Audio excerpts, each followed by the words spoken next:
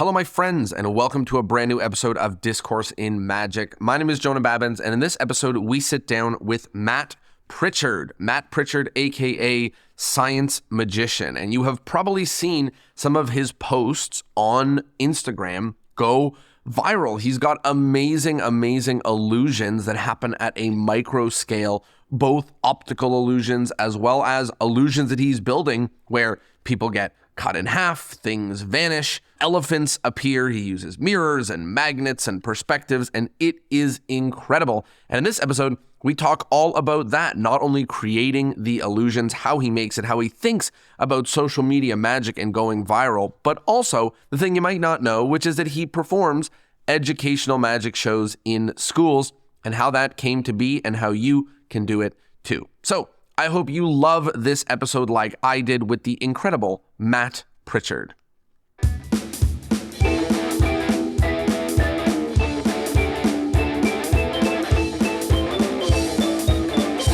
Hello, my friends, and welcome to a brand new episode of Discourse in Magic. My name is Jonah Babbins, and we are here with the one and only Matt Pritchard. Matt, how are you? I'm good, thanks. It's lovely to be on the podcast. I've been binge listening these last few months, so I'm loving the content and the discussions you have. Well, I really appreciate it, and you probably heard your own shout out in an episode. Totally. Like Jackie Yu, I love his creativity and his personality, and I was just like listening along, learning and stuff, and then, did I just hear my name? So as soon as I parked up, he's like, I'm going to have to reverse the recording of this and have a listen back. Awesome. Well, I'm really excited to dig in because I think there's a lot of aspects that are just really interesting to chat about, like the viral videos and the illusions that you're putting out. There's parts that really tickle me because, before magic, I studied math, and it's sort of, a lot of us have that weird thing in our brain and we love that kind of math and science kind of bit. And more to talk about sort of what you actually do behind the scenes in the world of magic. Let's get started at the very beginning. How did you get started in magic? I started with escapology. So I was like 14, and some of my classmates started bringing in really cheap handcuffs they bought from the local kind of army and navy shop, like sort of supplies and stuff. And I realized I could pick the lock on it.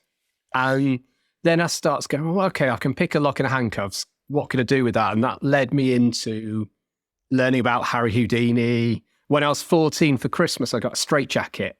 It's like that typical teenager present, right, for Christmas.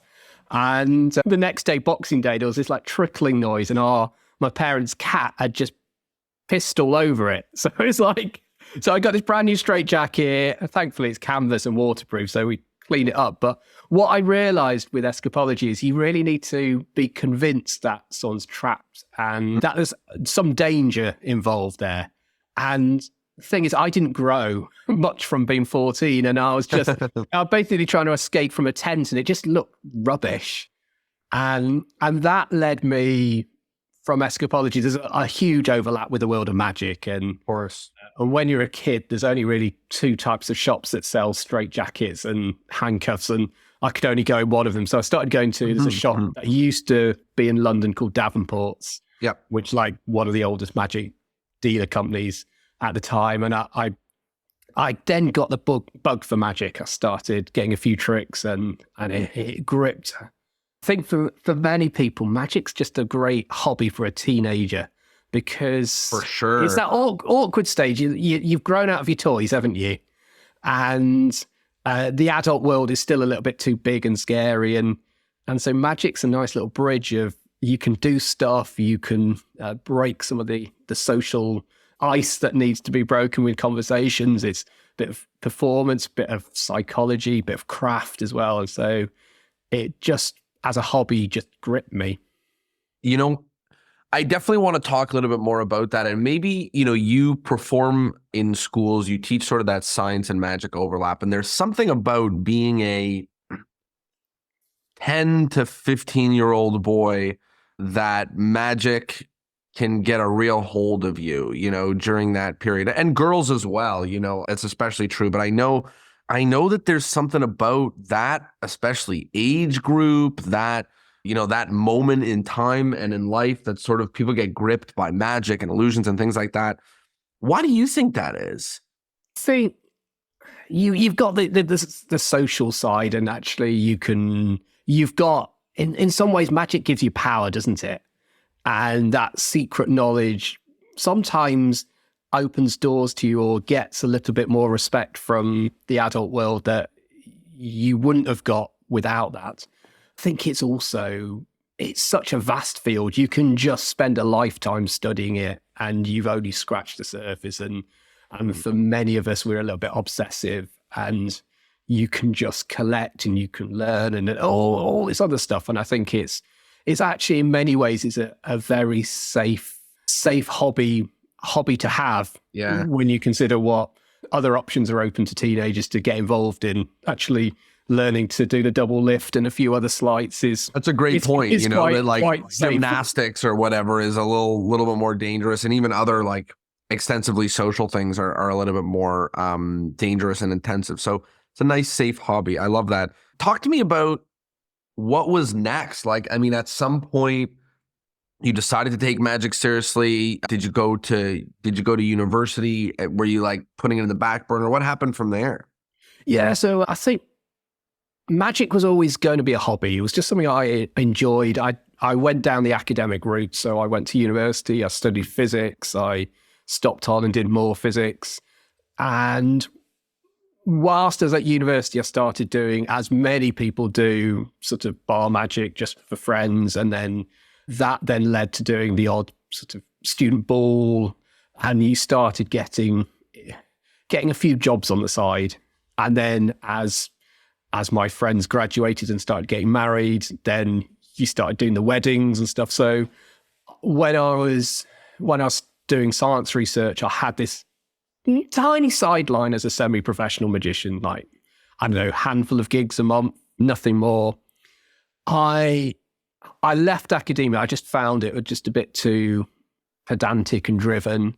Yeah. And I ended up doing a year's performing arts, which I basically learned I can't sing, dance, or act, which is not great, is it, right? But you probably had a hunch that you were doing performing arts for magic's sake and not to star in a musical, Yeah, I very much wanted to do something totally different, but also for many of us as magicians, we never get any formal training in presenting or performing, do we? We kind of learn from other guys we know who are doing it. And so I thought, well, let's get some training in how I could be a better performer. And in order to do that, I had to do all the other aspects of performing arts. At the end of it all, I realized what I loved doing was presenting and not performing.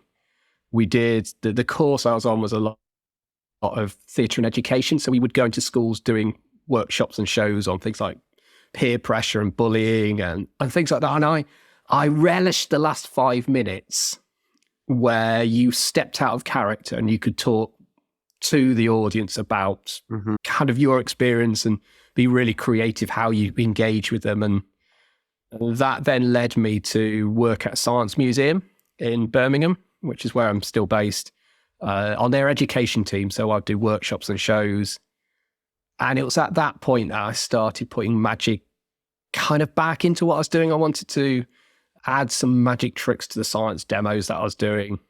It's really interesting because I think a lot of the aspect of this path is one that, I mean, for me, certainly resonates. Like I loved magic. I was doing gigs. I went to school for math, got my degree, and then I was baffled when, I was in this pure math class in 4th year, and I asked the question you never ask in a math class, which is, what is this specifically that we're learning right now? What is this used for? Like, where is this? That's a dangerous question, that isn't it? I know. And he said something to me that changed everything. He said, it is our job as mathematicians to uncover mathematics so that if other fields require it, then we have already uncovered it.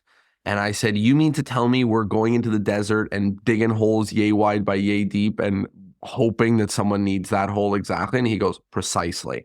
I said, oh, I get it. This is useless. There's nothing for me here. And the whole point of the undergraduate math degree was basically to get a graduate math degree. And I was like, I'm tired of this. Like, I don't want to do this anymore. And all my friends went off and got their maybe teaching or advanced degrees or whatever. And then I ended up sort of back into magic. So a lot of that really resonates with me. For my curiosity, what sort of areas of physics did you specialize or have an interest in? So I ended up going down the route of atomic physics.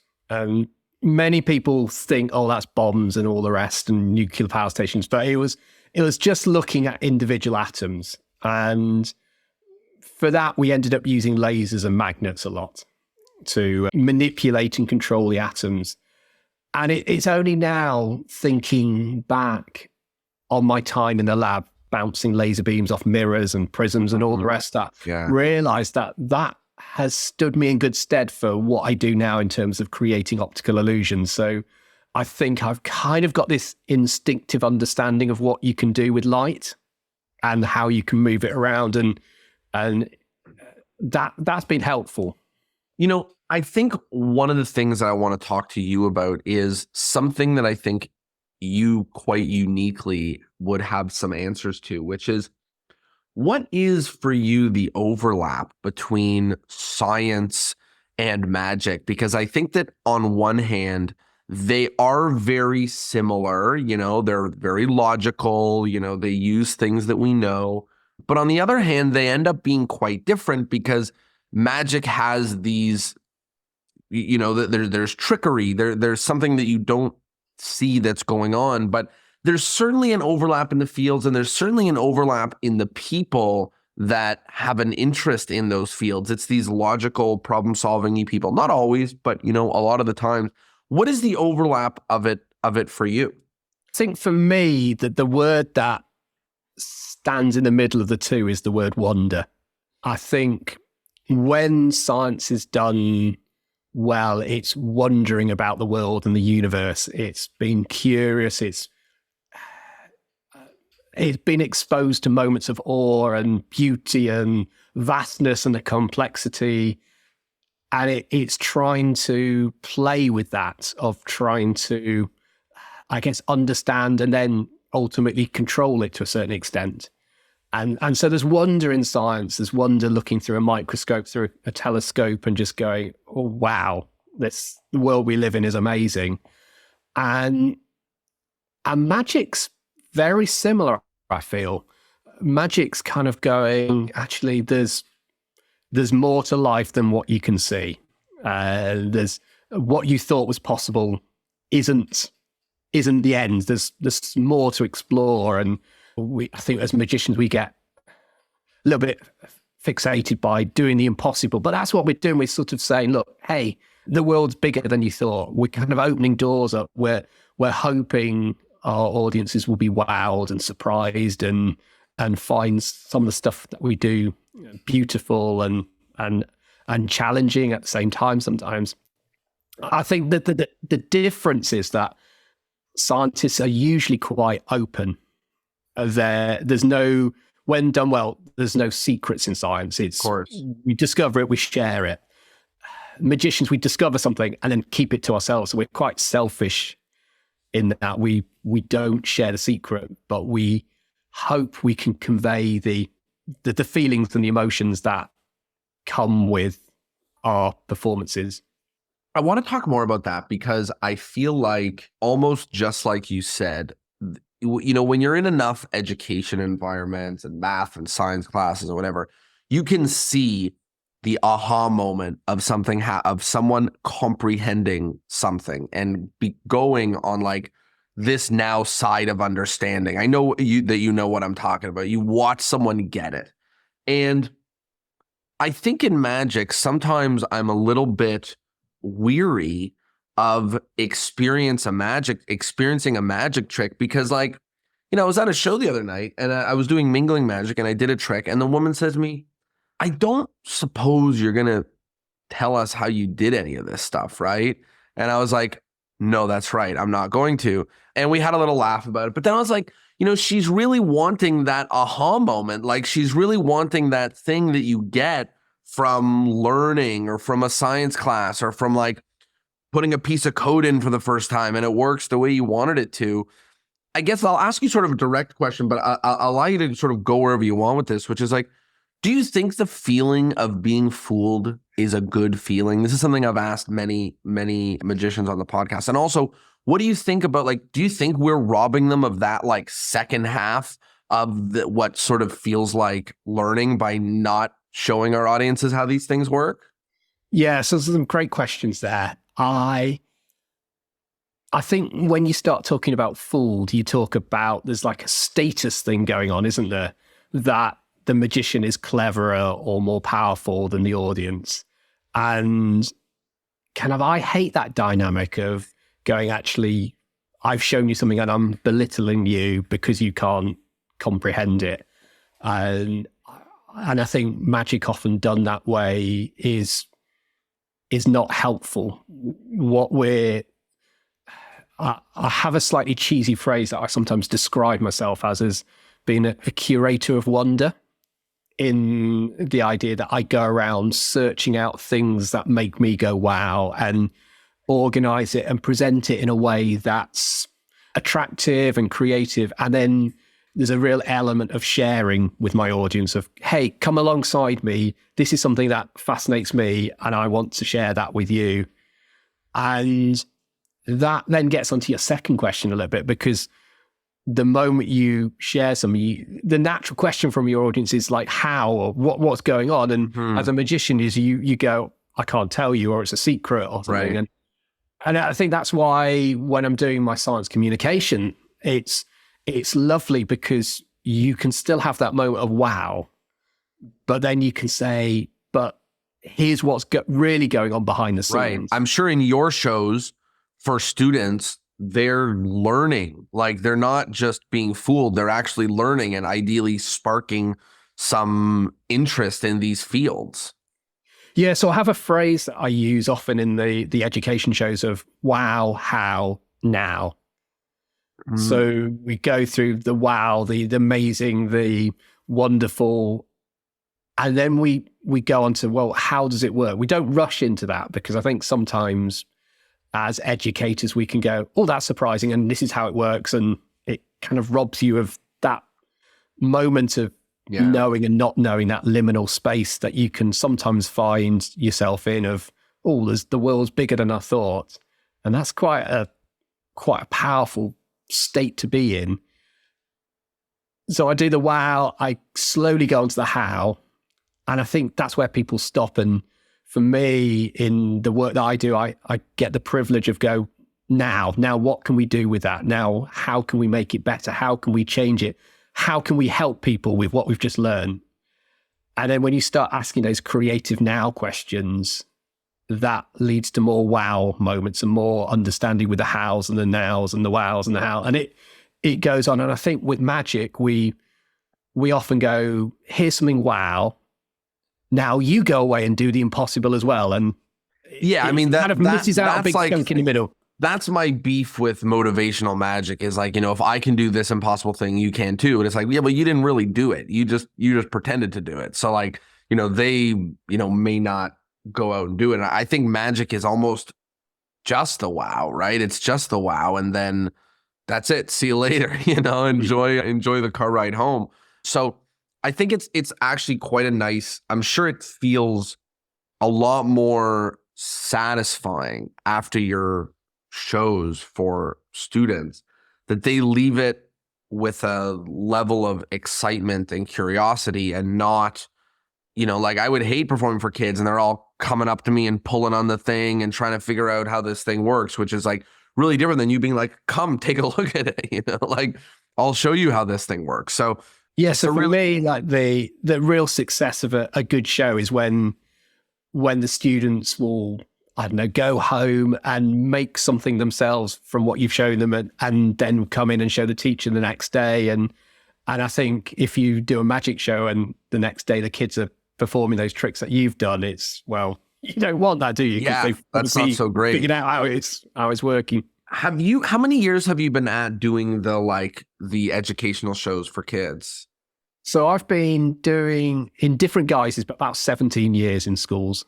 So have you had any opportunity to see the 10, 15 years later of students who had seen you and for that they're now into these fields or into these spaces? It may be disconnected, but have you had any of those moments? So there's some schools I've worked with for 7, 10 years, and that's lovely because you go in and they go, "Oh, it's Dr. Matt, and I remember you," and you see them one day a year for the whole of their school career, and those are lovely moments as well. There's been a few things I've worked in where people have gone on, they've made career choices down the line, not necessarily because of what I've done, but events I've been part of have just planted a seed that, oh, maybe I could do that, and I'd never considered that. That's awesome. I want to talk a little bit about the business part of it, which is how did you get into all of these schools? How do they know about you? Is it just word of mouth from the science center that you were at, or is it some sort of marketing that you did or that currently do for a long time? So starting off was really hard. So going from working for a science center, then going totally independent, that first year, it was fairly lean in terms of bookings coming in. Yeah. And the advantage that I have for doing science shows is in the UK, we have British Science Week. And that's the 1 week of the year where loads of schools will be wanting to have a science presenter come in and do some talks.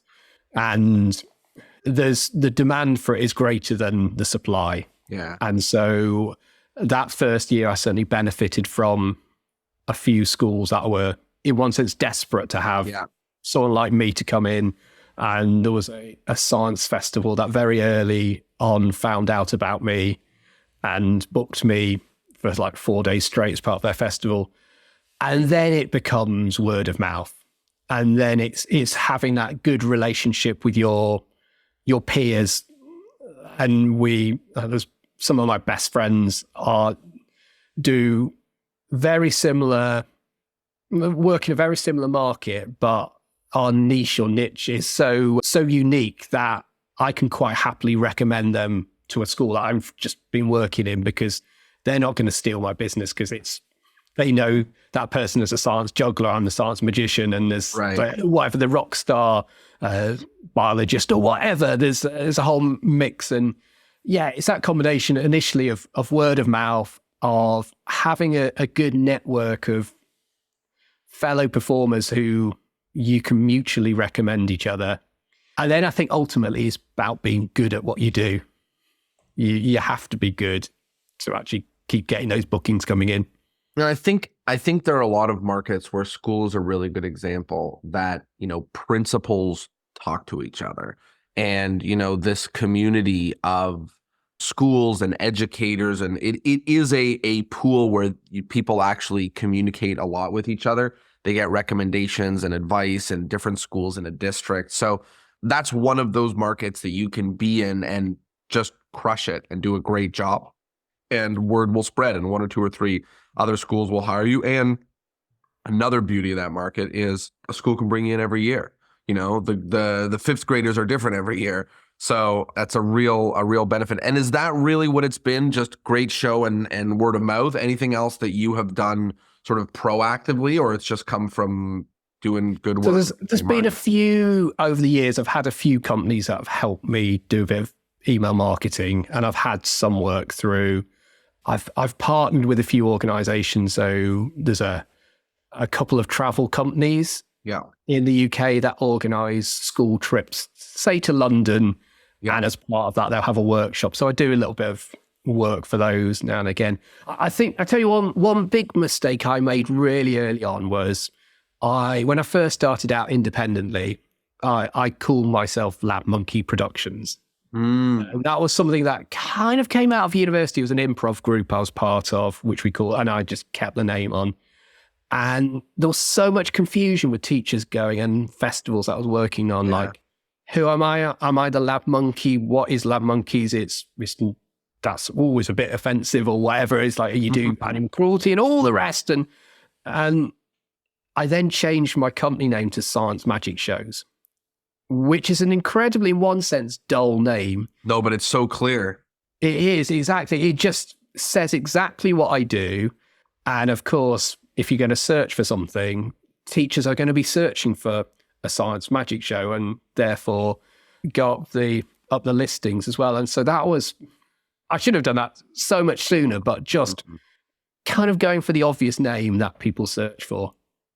Awesome. Let's talk a little bit more about the viral illusions that you have been putting out.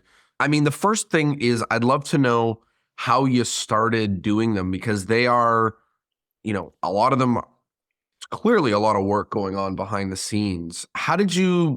What made you decide to post the first one, or did you post hundreds before one popped off? What got you excited about it? I suppose I've always been interested in optical illusions and that type of thing that I create. And so I was making one or two things for my own shows, like a little video that I'd put on the screen during a show. I maybe used Facebook a little bit, and that was very much just silly photos. It wasn't even business related. The odd bit on Twitter and stuff like that. But it was only really when lockdown kicked in that I thought I was safe. I was quite complacent going, I work in schools.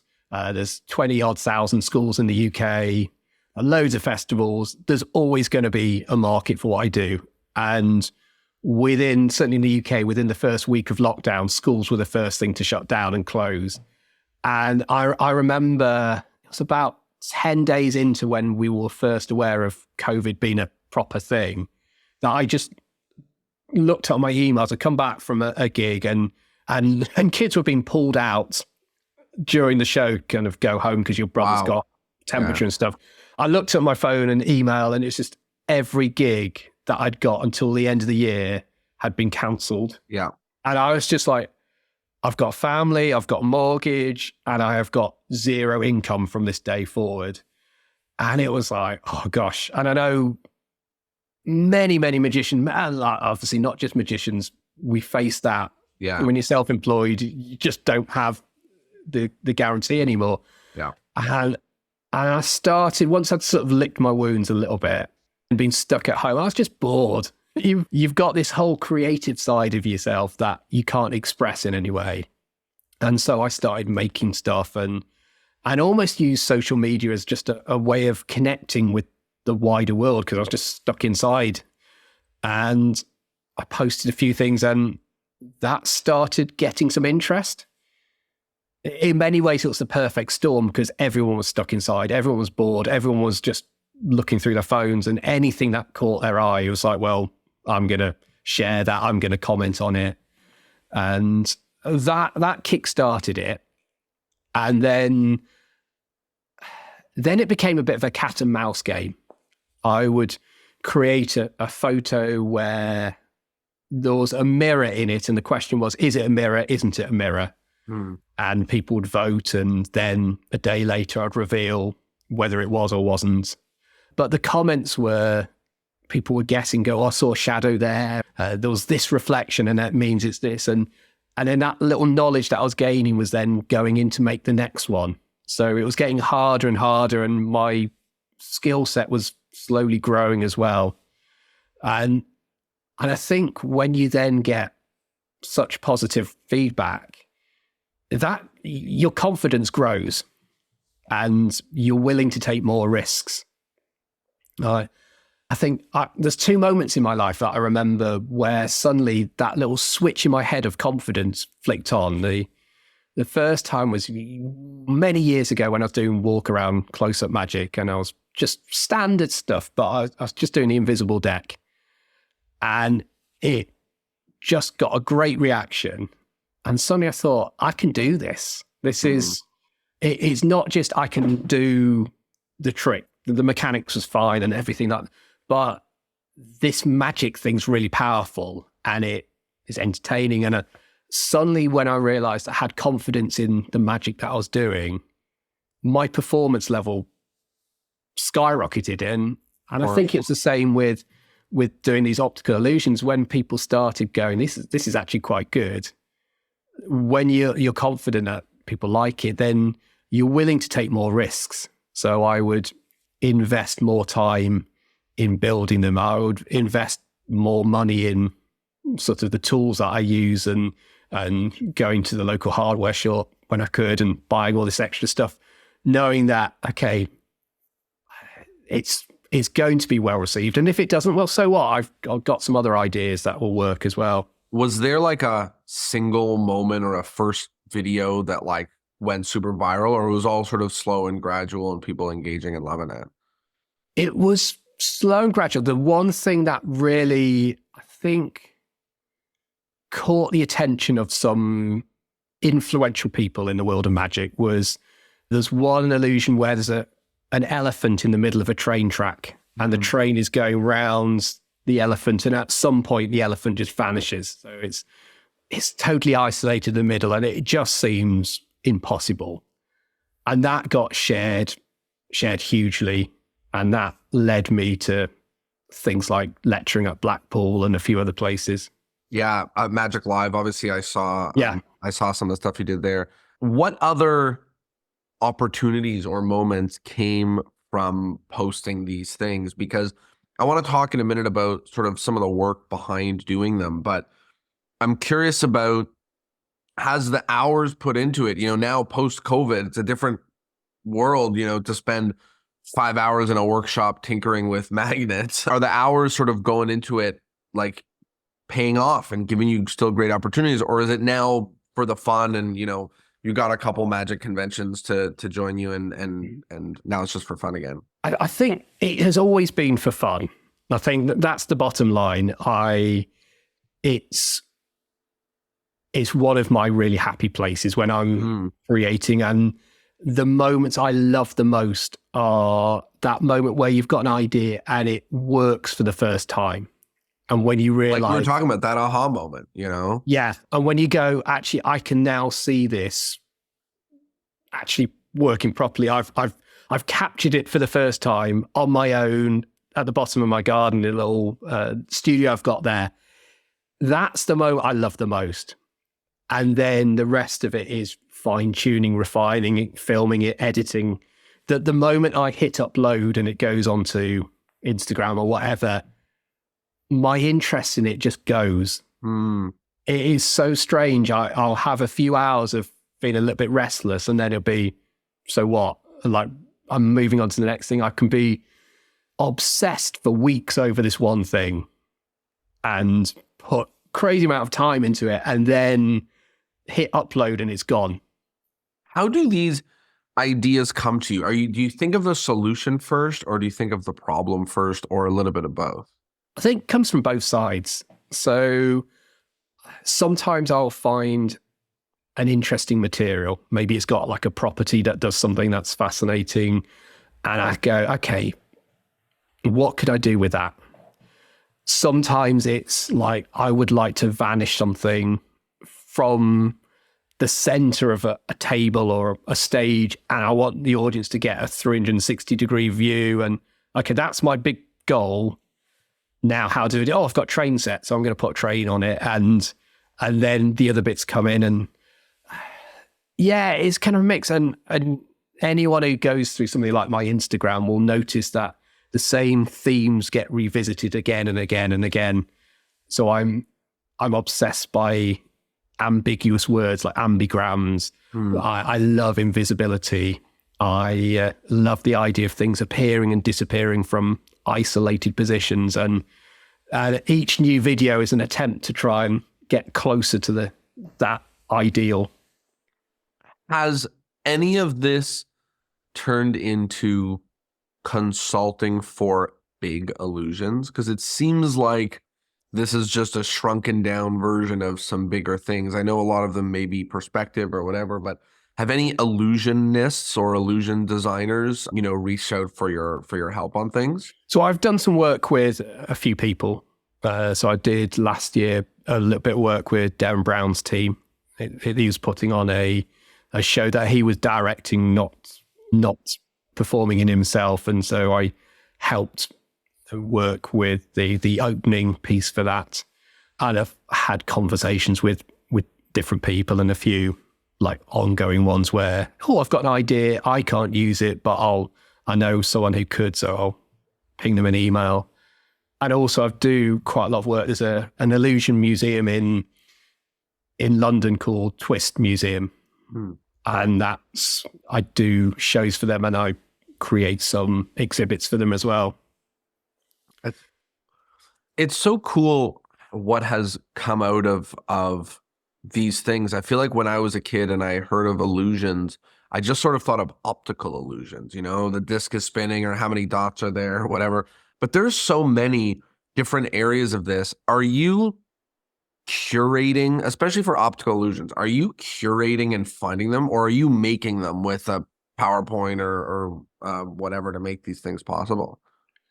A bit of both, really. I think anything that captures my eye usually is either this is beautiful or I don't understand the mechanism for how it works. And so I'll often take something that someone else created, maybe more on the academic research side of perception and optical illusions, and take something and then maybe make it a little bit more dramatic or have a little bit more engagement tools in it than the original. And so I'm constantly on the lookout for new things that will capture my eye, and just conversations with people who create these things. And just in everyday life, you sometimes spot things that go, oh, that's interesting. Could that be turned into magic? And then also I'll be trawling through old books. So there's a lovely book actually it's good 150 years old called Scientific Amusements. The pen name is a guy called Tom Titt. And it was originally in French, but there's this translation, and it's full of the idea is stuff you might just do in the home, like scientific curiosities. A third of them are like illegal or dangerous to do today because it's all like mercury and chemicals that you'd get yourself on a terrorist watch list for owning in your house now. Some of the stuff's a little bit of its time, like steam engines and things, which we're less interested. But a third of it's brilliant. There's stuff in there like little barbettes and science things and curious balances and stuff. And I go, this is lovely, but it's something that was done 150 years ago in wood and metal. We've got all these modern materials like 3D printers and stuff, and we can recreate these much better than they could back in the day. So often I'll just be looking at old ideas and think, well, what could you do in the 21st century with this? I want to talk a bit more about the creativity side on these, which is, do you like set aside time each week to go tinker, or whenever an idea strikes you, you go to the shed for a few hours? How does this stuff happen? I can't get the ideas out of my head. So, like, case in point today.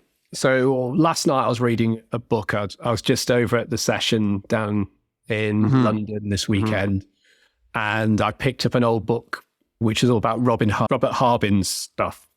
And there was one thing that caught my eye, and I thought, I can't believe this is going to work. If it does, this is going to be so brilliant. It was this idea of you could create an invisible person on stage with just a few bits of glass. And so I went to bed thinking about it.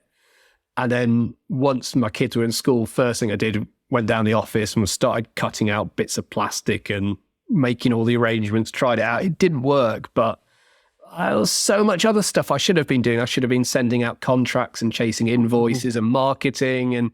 But I can't, because once there's an idea in my head, it needs to outwork itself.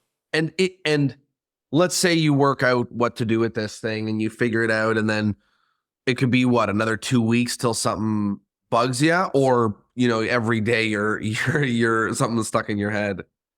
Often it's just stuck in my head. Sometimes an idea will go, actually, I've got as far as I can with an idea, and then it gets parked, and then I'll come back to it, which is why I love notebooks and just screenshots on my phone or a photo.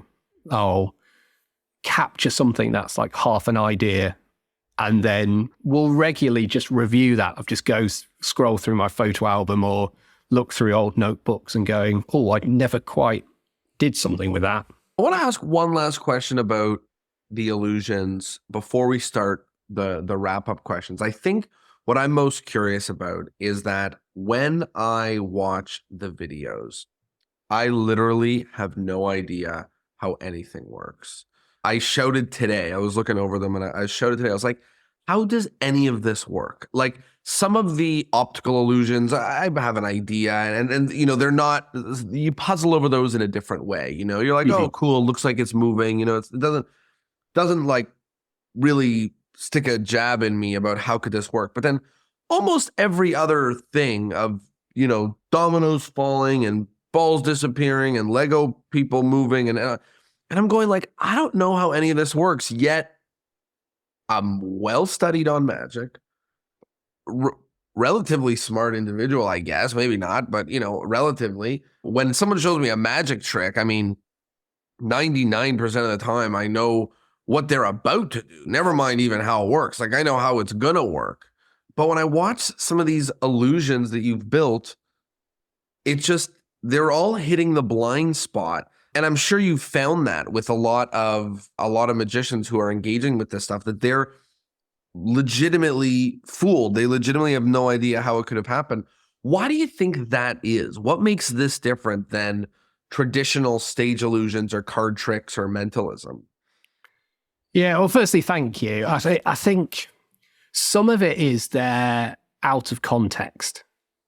So you, when as a magician you look at another magic trick, you will often have there'll be certain levels of knowledge that you go, I know something about cards. I know what you can and can't do, and that can be helpful. You can often see someone's about to do a top change 5 seconds before they do it because you'd see that. And I think the stuff that I do, because it uses props that are maybe not familiar in the magic world, that helps.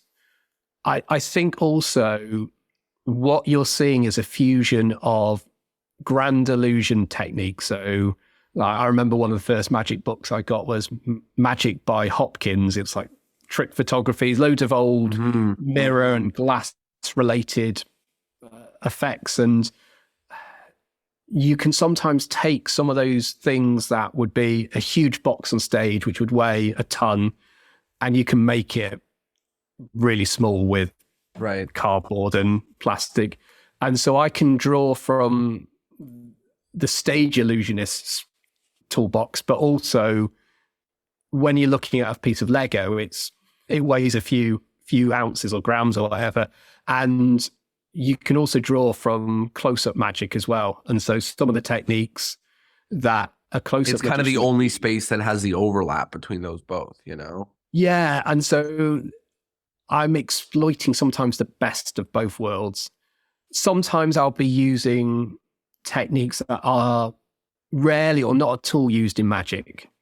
I'll be borrowing things from my background in science, certain materials that maybe don't get regularly used in magic effects, or I love pop-up books and paper engineering. So there's lots of clever mechanisms that are built to move things around.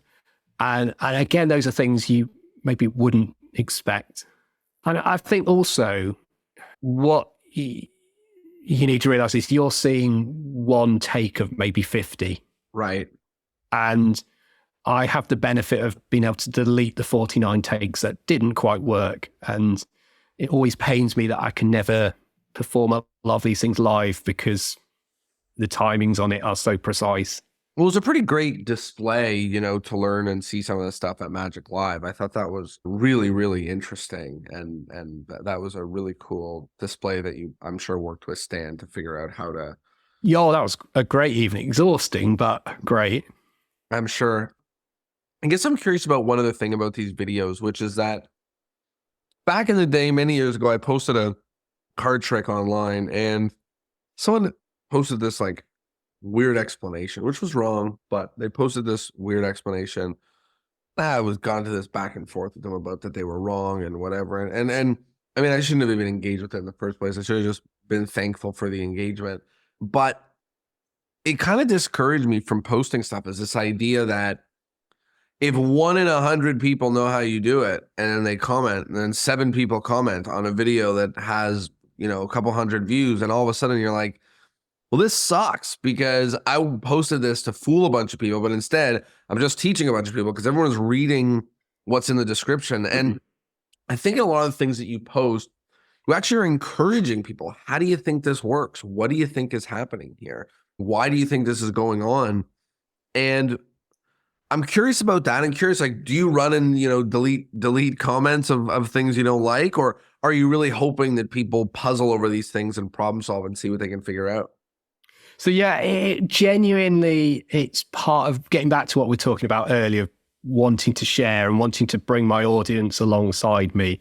Some people see it as kind of clickbait or rage bait, as the latest phrase, isn't it? But I'm not doing it for that. I want people to engage both emotionally and intellectually in what I'm doing. And on most platforms, I'll quite happily have a kind of a discussion, sort of friendly with people who are commenting.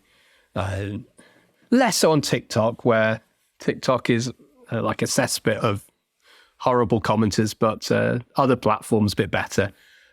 I think sometimes it's the intention or the attitude behind people who comment. So some people just comment because they just want to be part of it, and just it's a puzzle and they love puzzles, and that's great. It's when people try and belittle the effect, the creator, or worse, when they try and belittle other people's comments, where they're basically saying, "Oh, you're stupid," or worse. Well, like, let's say you post, you work 8 hours in your workshop and you find this cool thing and you post it, and within 30 minutes, someone's like, it just goes behind the door, during this moment.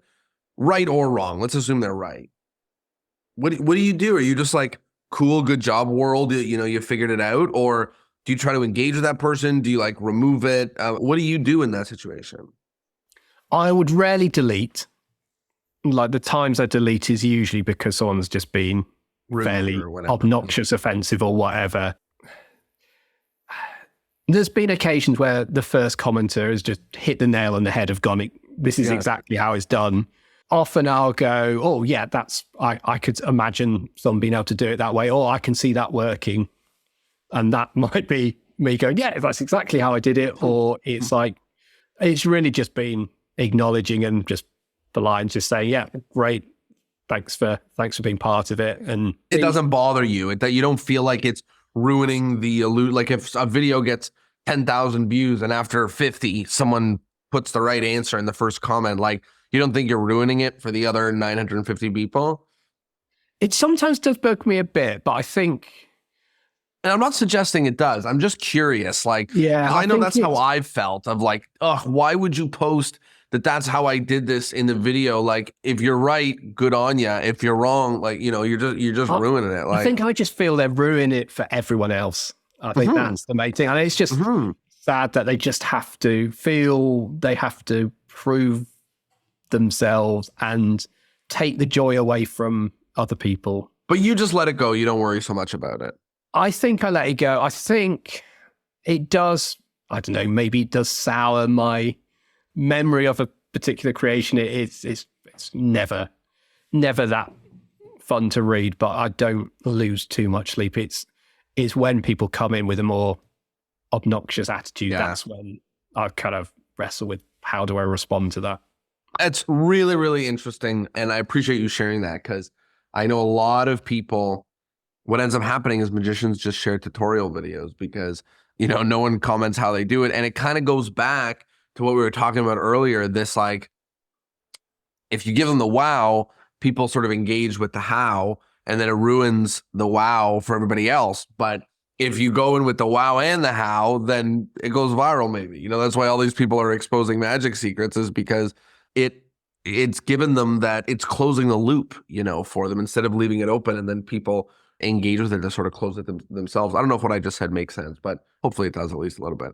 Well, we are beginning to near the end of the episode. As we do, there's a handful of wrap-up questions. The first is the endless chain. So in order for the podcast to keep going on for eternity, each guest is asked to recommend another guest, with the two exceptions of number one, I cannot have had interviewed them already, and number two, you have to be able to put us in contact.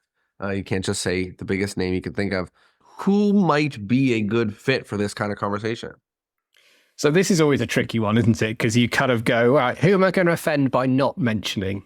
You can mention multiple. And there's ones that I thought, oh, it'd be great, and you've had already. So I'm going to suggest two very different people. One is Ian Kendall, who's a amazing street performer from Edinburgh, and does some great stuff. And then you've also got Gaia Rossi, who's an Italian. Say the name again. Gaia Rossi. So she's an Italian sort of champion. She's sort of FISM finalist, and she's just a lovely person, does some great stage work, but also she's a psychologist. And so there's a lot of thinking behind what's the psychology behind magic. Cool. Those are great. Thank you for both of those. Let's talk about modern magic. What's one thing you like about the world of magic right now and one thing you don't like? So the acts that I love watching are the ones that are, I don't know, magic becomes incidental. So, well, we were both the same year at Magic Live, and we saw the paper ball act, didn't we? Of course. Saw it FISM too. Yeah, I didn't make it to FISM, but it's on your doorstep practically, isn't it, as well? So it was. But Lawrence paper ball act is just beautiful. Yeah. And magical. And that's the type of magic I would watch every single day. And also, I think magic that's human, that's where it's about the person rather than... And what about, what's one thing you don't like about the world of magic right now? We've talked about exposure videos. I'm not a big fan of just it. I don't know, I see so many people sort of selling out and cheapening magic with that. There's so much more you can do with magic than just going down that route. And I think you and your videos are a really, really great example of that. And the number of people, when I've asked what their least favorite part of modern magic is, that have said exposure videos, is very high. So interesting to hear that voiced, especially by someone who's putting out magic content. And I think it's less about the tricks being exposed. It's more about the condescending attitude that they have towards magic and magicians. It's I said before, it cheapens magic. And I think magic's a beautiful craft. And I've dedicated so much of my life to it. And to see someone just kind of going for a quick buck here and there. Yeah, 100,000%. Last thing is, or two things. Number one, if someone's going to listen back to this episode, they're going to be doing a million things, but if they're to sort of have one takeaway, one thing for them to remember or to stick with them, what would the one takeaway be? So I read recently, there's in one of Philip Petit's, who's this tightrope walker, juggler, magician book, and he had this phrase, playing attention. And I love that, to play attention. And that I think has been, even though I haven't explicitly mentioned it, that for me sums up so much of what I do and what I encourage my audiences is to play, to engage with the stuff around you, and to notice as well. I love it. And I think, one thing that's been really interesting for me is that a lot of the times when I speak to really creative magicians, they talk about setting aside creative time and tinkering and things like that. But one of the things I really appreciate is that you just wait till the bug catches you, and then you play, you play attention until you've worked it out or problem solved or figured it out or, got that bug out. And again, the problem solving is the exciting part, not even the posting it. The problem solving is just the part that's really motivating. And I think a lot of us who've been in magic for a long time would really benefit from igniting that bug and not being afraid to get lost in something for a couple hours, It's so hard, isn't it? I think the more you get into magic, the more disenchanted you get. Especially as a performer, you do the same 20 tricks, right? And so to being intentional about there's something in my day, in my life that is going to be fascinating. And then, dude, I was listening this last week to Tobias Dorstall's interview with you, and that's just a wonderful case study in someone who just constantly plays and picks stuff up and tinkers with it. And he's awesome. He's so awesome. He's so creative. And I agree with you. I think the best moments in my life are when I'm lost in something that I'm kind of obsessed with. So trying to reignite that in magicians, I think, is fabulous. Matt, thanks so much for doing this episode. This is really, really interesting for me, and I hope for lots of listeners. Where can people find you? Where can they learn more about your stuff, follow you, pay attention to the stuff that you're doing? So easiest way to find me is on almost every platform. I'm Science Magician. The one exception to that is YouTube, which is Science Magic Shows. So some little tinker has got there first and got Science Magician on YouTube. But other than that, that's probably the best way to find me. Amazing. Well, Matt, thank you so much for doing this. This was fabulous. Thanks for being here. And of course, big thank you to everybody for listening and tuning in. Thanks for being here, and I'll see you next Thursday. Ciao, friends.